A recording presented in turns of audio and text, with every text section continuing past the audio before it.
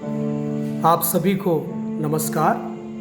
मैं प्रभु में आपका भाई साबू छाको एक नया टॉपिक को लेकर आज के दिन आपके समक्ष आया हूँ। प्यारो, एक प्रबल वक्ता बड़े ही प्रभावशाली तरीके से खड़े होकर के प्रचार कर रहे थे।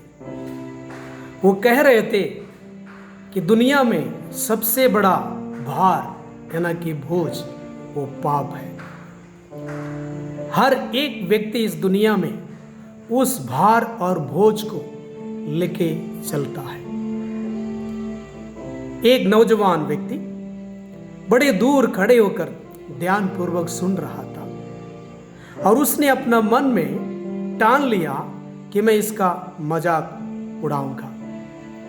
प्रवचन समाप्त होने के बाद वो उसके समीप आया और उनसे कहा, मान्यवर, आपने जैसे कहा कि संसार में सबसे बड़ा भार और बोझ पाप है, इसे हर व्यक्ति अपने दिल में लिए फिरता है, लेकिन मैं तो ऐसा कोई एहसास नहीं करता, मुझे तो ऐसा कोई अनुभव अपने में नहीं होता है।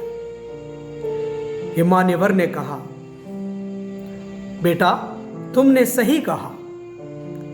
एक मरा हुआ व्यक्ति के ऊपर भला कोई ट्रैक्टर भी चढ़ा दे, उसे क्या फर्क पड़ता है?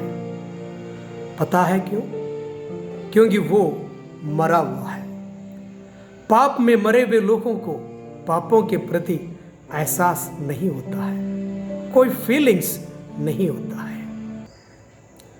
इसलिए प्यारो, पवित्र शास्त्र बाइबल बतलाती है कि एक मनुष्य के द्वारा पाप जगत में आया और पाप के द्वारा मृत्यु, और मृत्यु इसी प्रकार सब मनुष्यों में फैल गई। आपने अपने जीवन में पाप के बारे में कभी ना कभी किसी ना किसी तरीके से सुना होगा। संसार में हर एक व्यक्ति जो बालक अवस्था से ऊपर उठ के जीते हैं, किसी ना किसी तरीके से पाप के बारे में वो कभी सुने होंगे। और इतना ही नहीं, अपने जीवन का एक नैतिक गुण एक हद तक जो बना के रखते हैं, उन्होंने कभी ना कभी पाप के बारे में सुना होगा। A person who keeps at least a certain percentage of moral standard, he might have heard that word sin, यानी कि पाप या पाप।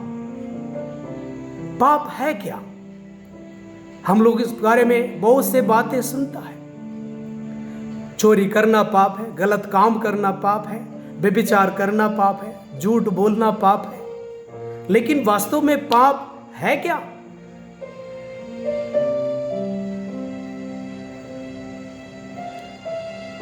प्यारो, पाप के बारे में इस वर्तमान समय में परिभाषा करना बहुत ही कठिन काम है, क्योंकि अब पाप पाप नहीं रहा।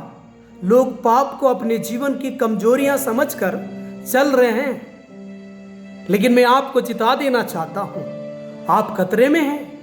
आपका जीवन एक डेंजरस जोन में है। पाप में आप ज्यादा दिन जीवन व्यतीत नहीं कर सकते हैं। पाप है क्या?